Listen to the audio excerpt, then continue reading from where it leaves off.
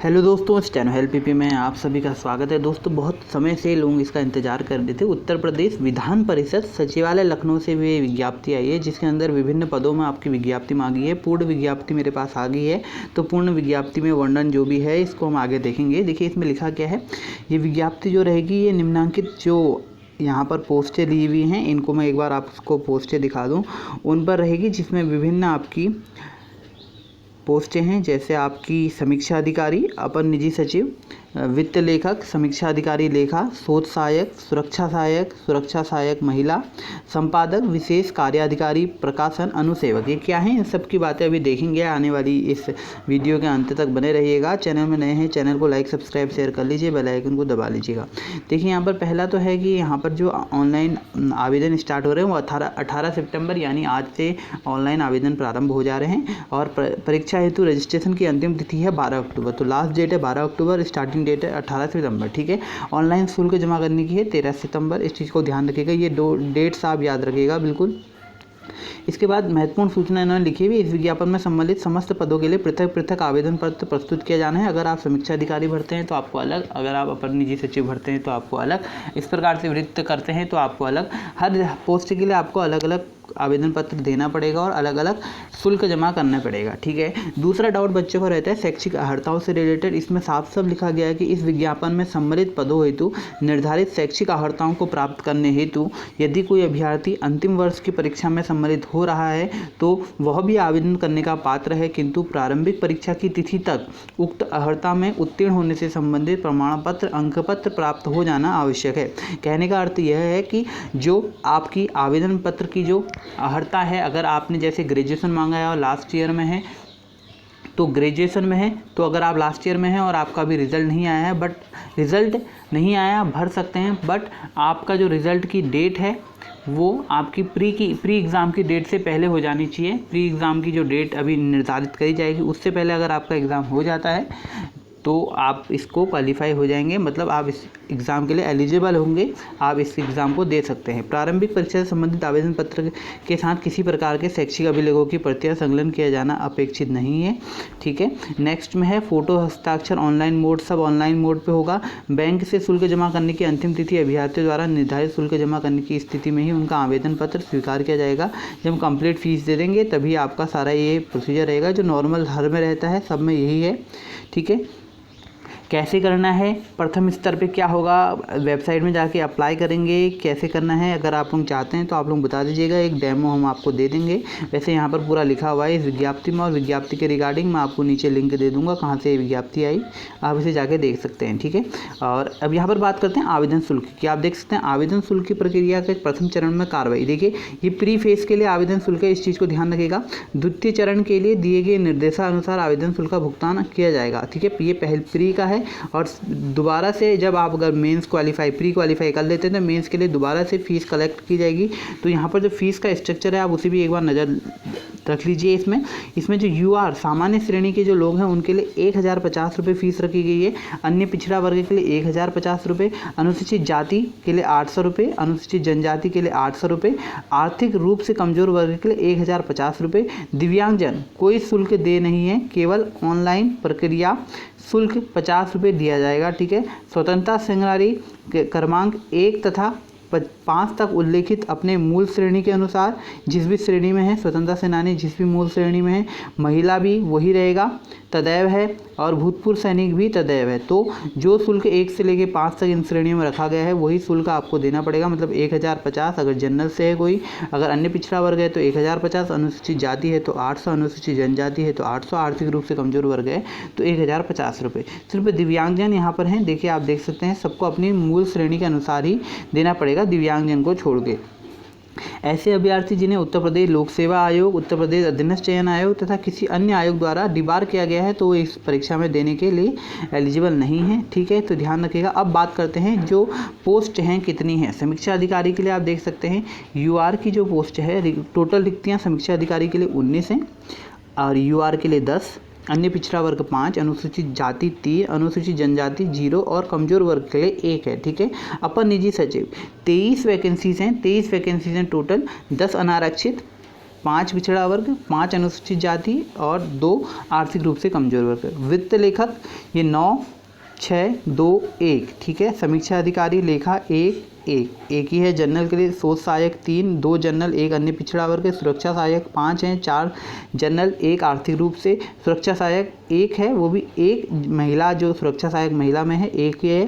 संपादक की भी 1 पोस्ट है जनरल के लिए। विशेष कार्य अधिकारी प्रकाशन ये भी 1 ही है। तो अनुसेवक की 10 पोस्टें हैं, 5 जनरल, 2 और 1 में बांटा गया है, ठीक है। रिक्तियों की संख्या घट बढ़ सकती है। आरक्षण देखिए, आरक्षण स्पष्ट है कि उत्तर प्रदेश की अनुसूचित जातियों, अनुसूचित जनजातियों, अन्य पिछड़े वर्ग एवं आर्थिक रूप से कमजोर वर्गों के लिए आरक्षण भर्ती के समय प्रवृत्त शासकीय नियमों आदेशों के अनुसार प्रदान किया जाएगा। इसी प्रकार 36 आरक्षण में दिया जाएगा, ठीक है। ये यहाँ पर पूरा लिखा हुआ है, सारी बातें यहाँ पर आप देख सकते हैं, पूरा है। 1 से अधिक आरक्षण आपको उसी में मिलेगा जिसमें आपको ज़्यादा जहाँ पर मिल रहा है वही आरक्षण आपके लिए लाभकारी रहेगा, और साफ साफ लिखा हुआ है। अनुसूचित जाति, अनुसूचित जनजाति, पॉइंट नंबर 5 से ध्यान से देख लीजिएगा। अनुसूचित जाति, अनुसूचित जनजाति, अन्य पिछड़ा वर्ग, आर्थिक रूप से कमजोर वर्ग, स्वतंत्रता सेनानी, संग्राम में आश्रित, दिव्यांगजन तथा भूतपूर्व सैनिक अभ्यर्थियों को जो उत्तर प्रदेश राज्य के मूल निवासी नहीं हैं, मतलब अदर स्टेट वाले, उन्हें आरक्षण आयु में छूट का लाभ अनुमन्य नहीं है, तो इन्हें यहाँ पर रिजर्वेशन नहीं मिलेगा जो अन्य राज्य से संबंधित है। बट ध्यान रखें, आप फॉर्म फिल कर सकते हैं, ऑल ओवर इंडिया इस फॉर्म को फिल कर सकता है, ठीक है। महिला अभ्यर्थी के प्रकरणों में पिता पक्ष से निर्गत जाति प्रमाण पत्र ही मान्य होगा, ठीक है, इस चीज़ को ध्यान रखिएगा। नेक्स्ट है आपके पास कुछ यहाँ पर इन्होंने परिस्थितियाँ लिखी हैं, वैवाहिक स्थिति क्या होनी चाहिए। अब बात करते हैं शैक्षिक अर्हता क्या होनी चाहिए। देखिए, विशेष कार्याधिकारी प्रकाशन की यहाँ पर लिखी हुई है, हमें बात करनी है वृत्त लेखक और अपर निजी सचिव। बहुत लोगों ने पहली बार सुना होगा ये वृत्त लेखक नाम। तो इसमें माध्यमिक शिक्षा परिषद उत्तर प्रदेश की इंटरमीडिएट परीक्षा उत्तीर्ण होना आवश्यक है, तथा हिंदी आशुलिपि में, देखिए इसमें हिंदी और इंग्लिश दोनों चाहिए, और लिखा हुआ है तो दोनों चाहिए। हिंदी आशुलिपि में आपको 140 वर्ड पर मिनट के हिसाब से रहेगा, और अंग्रेजी में आपका 120 वर्ड पर मिनट के हिसाब से रहेगा। कितने मिनट का रहेगा, क्या रहेगा, इसके बारे में जानकारी फर्दर आगे दे दी जाएगी।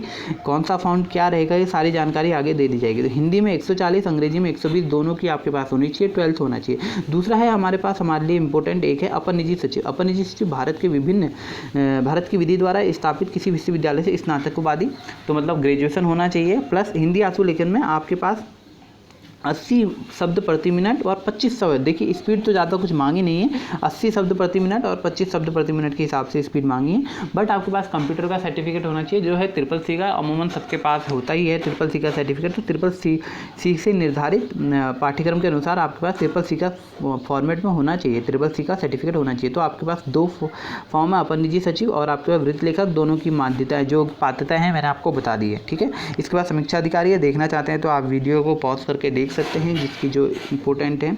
दूसरी बात करते हैं ग्रेड पे की, देखते हैं समीक्षा अधिकारी के वृत्त लेखक का ग्रेड पे है, पे लेवल जो है लेवल 10 का मतलब बेसिक पे आपकी 56,100 से स्टार्ट हो रही है लेवल 10 में, और अपर निजी सचिव में आपकी 47,600 से बेसिक वेतन स्टार्ट हो रहा है, लेवल 8 की ये पोस्ट है, ठीक है, इस चीज़ को ध्यान रखिएगा।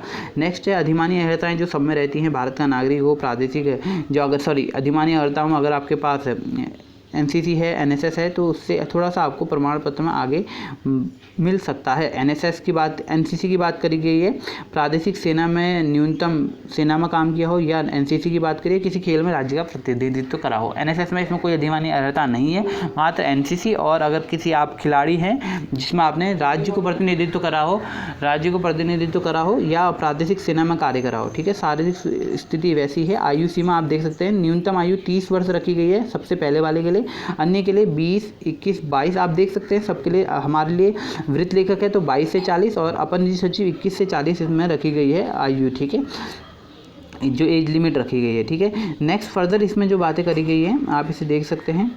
अभ्यर्थियों के हेतु महत्वपूर्ण निर्देश दिए गए हैं कि क्या है। अब बात कर लेते हैं हम इसका सिलेबस क्या रहने वाला है, क्योंकि सिलेबस बहुत बड़ा है। उससे पहले कुछ इंपॉर्टेंट है कि प्रारंभिक परीक्षा में रिक्तियों की संख्या के 13 गुना अभ्यर्थी मुख्य परीक्षा में बुलाए जाएंगे। तो मतलब एक पोस्ट पे 13 लोगों को चयनित किया जाएगा मुख्य परीक्षा के लिए। ध्यान रखिएगा, मुख्य परीक्षा के लिए आपको दोबारा से फीस जमा करनी पड़ेगी। प्री की फ़ीस आपकी 1050 रुपये है सामान्य श्रेणी के लिए, इस चीज़ को ध्यान रखिएगा, ठीक है।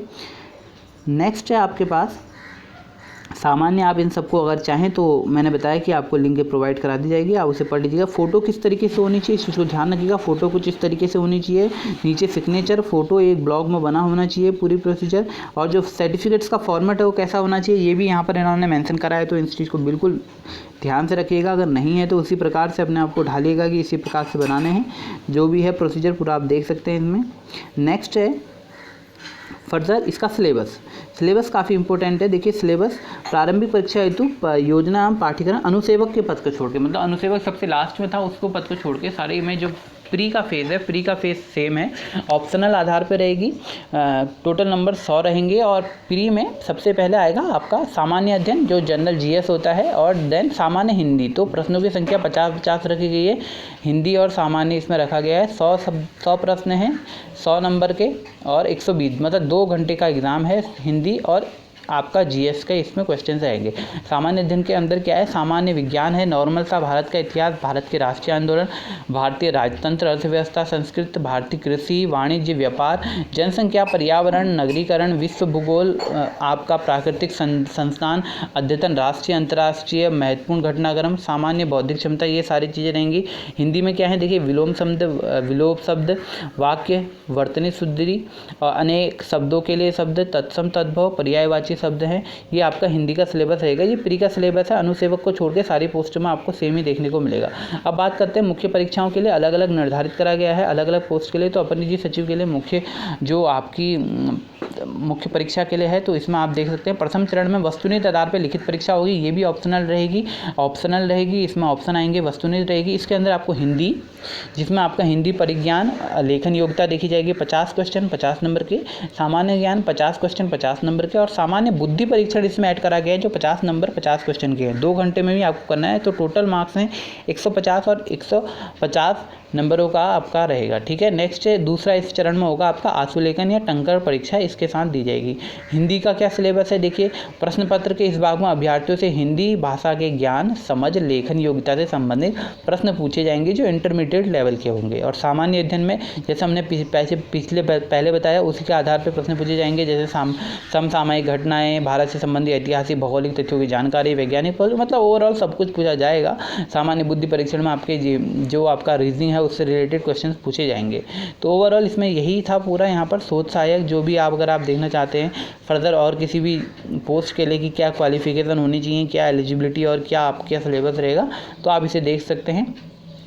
ध्यान रखिएगा इसकी जो मैंने आपको प्री की और इसकी जो डेट बताई थी कि कब डेट है, और जो इसमें इंपॉर्टेंट बातें हैं कि क्या फ़ॉन्ट रहेगा, क्या सारी चीज़ें रहेंगी, इसके बारे में आने वाली वीडियोस में हम आपको बता देंगे कि क्या फ़ॉन्ट क्या रहेगा। ठीक है, तो हमारे चैनल में आए हैं नए तो चैनल को लाइक सब्सक्राइब कर लीजिए, इसी तरीके की अपडेट आपको मिलते रहती है और एसएससी के बच्चों के लिए भी यही है। Thank you so much, bye bye, take care.